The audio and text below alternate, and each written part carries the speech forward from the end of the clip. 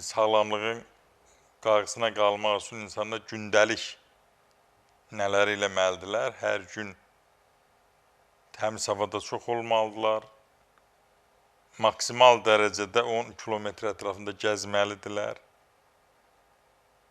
Və nə imkan çatır, təbii qidalanmalıdırlar və gündə 2 dəfə qidalanmalıdırlar, səhər, axşam. Bol miqdarda su içməlidirlər.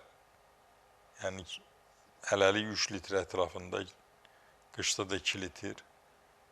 Sonra da nə imkan çatırsa boş verməlidir, əsəblərini qorumalıdır.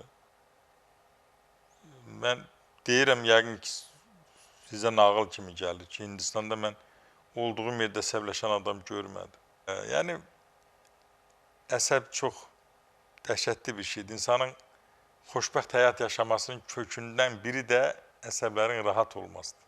Ona görə çalışın, boş verin. Xoşunuza gəlmən səsə, qulağınıza probkaya, yaxud da ki, pambıq tıxın, eşitməyin. Gözünüzün görünən, sevmədiyiniz adam görünəndə eynək taxın. Eynək taxın və o mənzərənin içində daxil olun, kənarlaşın.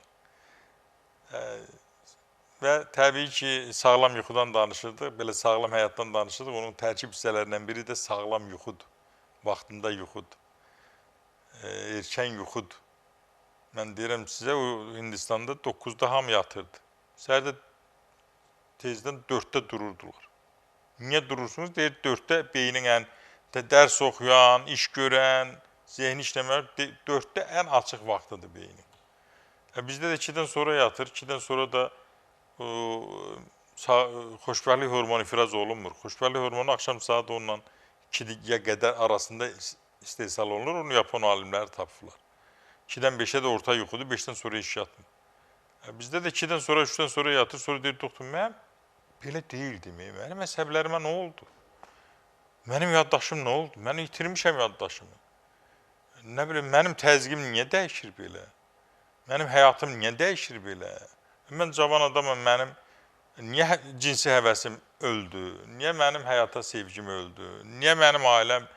Yəni, başa düşmür ki, bütün varlıq hamısı saatla orqanların, insanlarda olan orqanların saatla dincəlmə saatı var. Sən qaracərin dincəlmə saatında sən yemək yiyib qaracəri ödü ifrazına məcbur eləyəcəksənsə, o qaracər təbii ki, tezliklə sıradan çıxacaq.